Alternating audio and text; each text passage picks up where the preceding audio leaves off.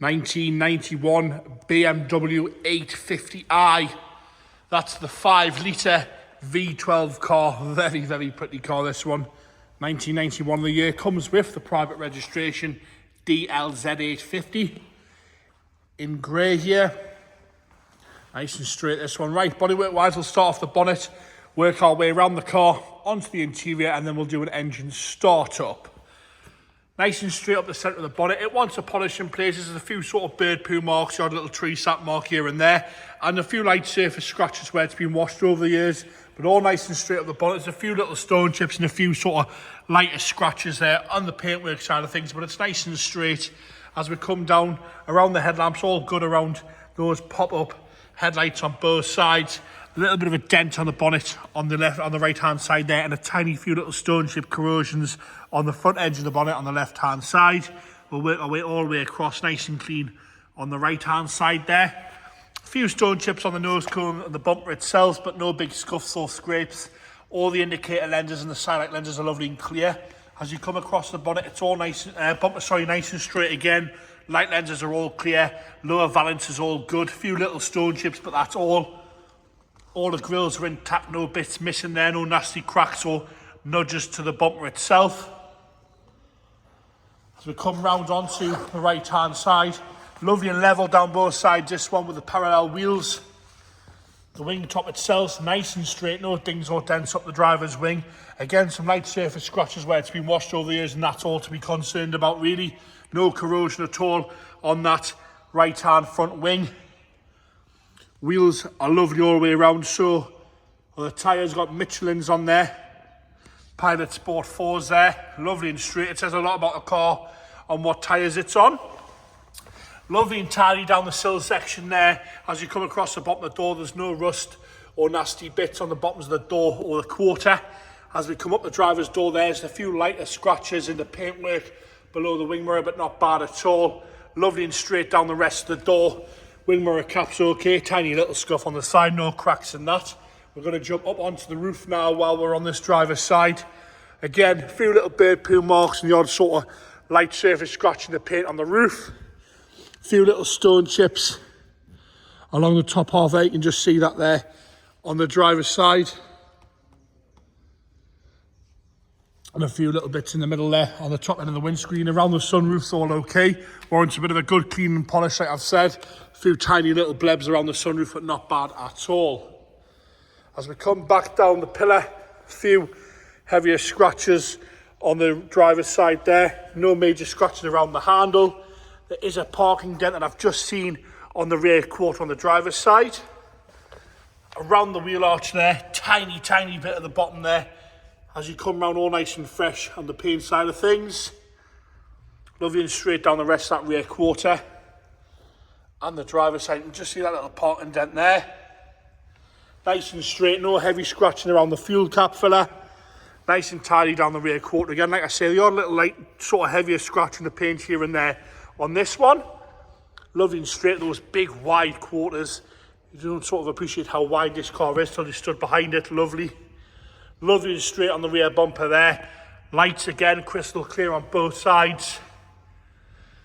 The plastic surround around the number plates, all nice and tidy. The back of the boot lid's all good. Around the badges.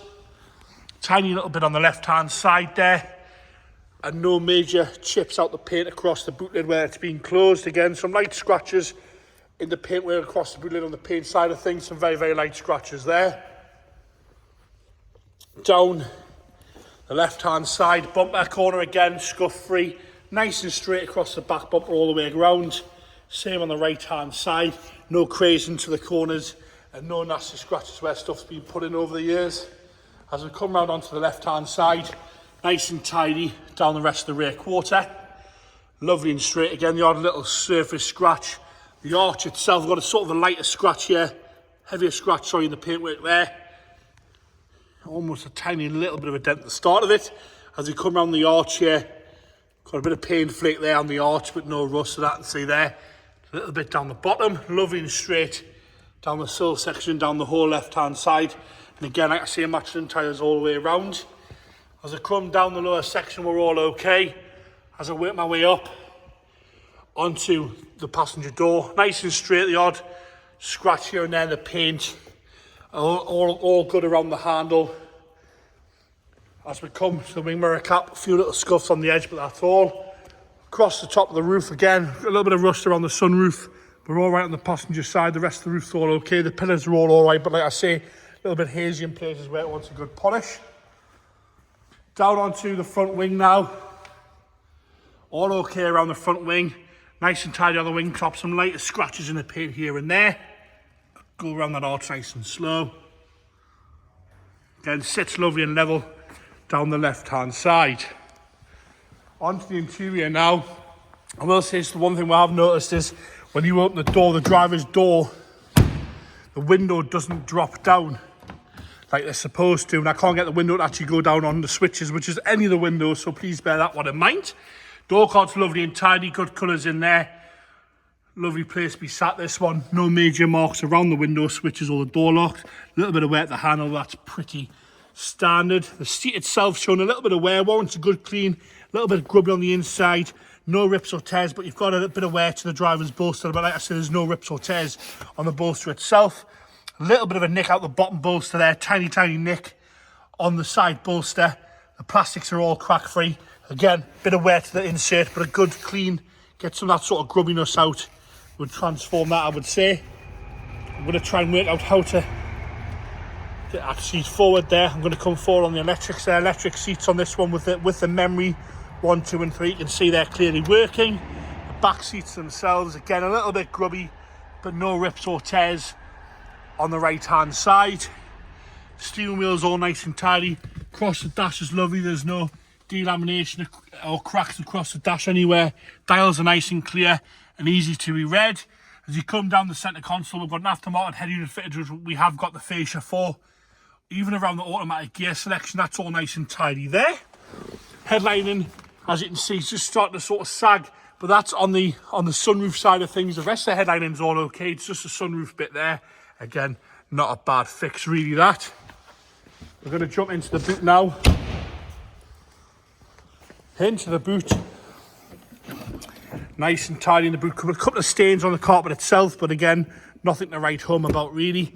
The odd little boot carpet stain is pretty part and parcel these days. You'll see you've got your 6 stack there. I'm just trying to pull this boot carpet forward. Get my fat fingers in there at some point. So a bit of dodgy camera work for a second, guys.